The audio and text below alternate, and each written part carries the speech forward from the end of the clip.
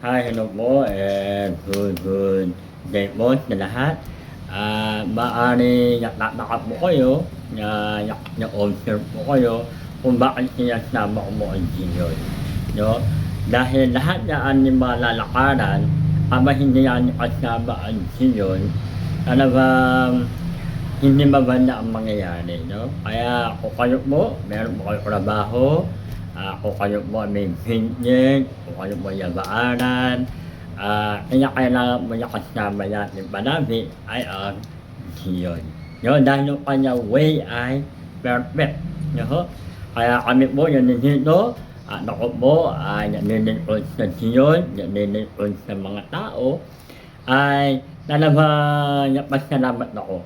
Yun, dahil pinakalooban niya ako ng tamang company na meron tamang chairman, no? May tamang produkto na nakakatulong po, no?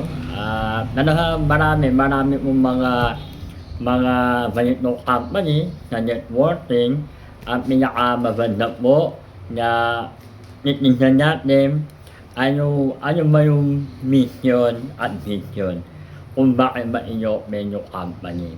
Ano kami po dito na Yet to Healthy Life ay makatulong po talaga. So na ngayon ay babahatin mo ko sa aming aking anak, kasama si Missy, at iinom tayo ng nectar. Yan, yan yung aking iinom ng nectar, no? At siyempre, pagbalik din no, kakaya matanghalian, no? Quarter to, wait mo pa inom, minum mo ko, 2 takip mo, kaya po. Pero unahin pa inyong menu ating anak. Okay, ayan po. Paano ka muna sa import, pa inyong mayanin, sa takip lamang po sa kanya. Ayan po. Tubig. Ito po, nagyan yung tubig. Sarap ba? Sarap. Kunya ba yung flavor, no? Kaya marami na rin po, bye-bye. Mamaya ba, ano pa ako, ayan. Marami na rin po humagamit niya ito. Ako naman po, 2 takip mo, yan, sa doon. Kung baka ito po ay parang vitamin na rin po, no? Maaari yung iba, natakta nyo, ay hindi iba kailangan yan. Wala naman ako sakit, no? Okay lang po, kasi ako naman po, wala naman ako sakit.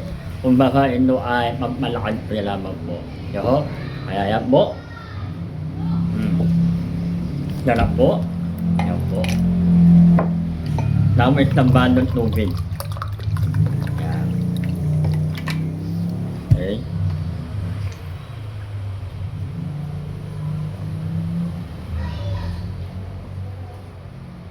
Yan po, ito yung aking pinagawa na ministry, na health ministry, na yung spiritual health, mahalaga po yun, at the same time yung physical health.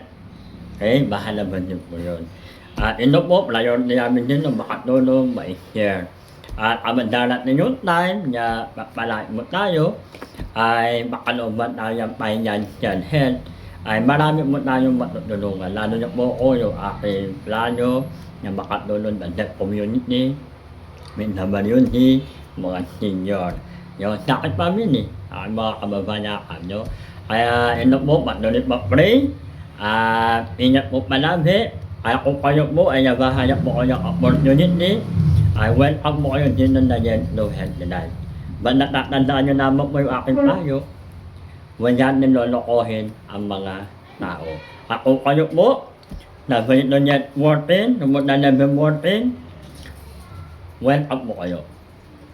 Huwag lamang po yan lolokohin ang mga tao. Dahil ang Diyon, yung ating upline, ayaw niya po na lolokohin natin ang mga tao. Kaya mahalaga na nililingkod ng Diyon, nililingkod na tao. Maraming salamat and God bless you po. Bye!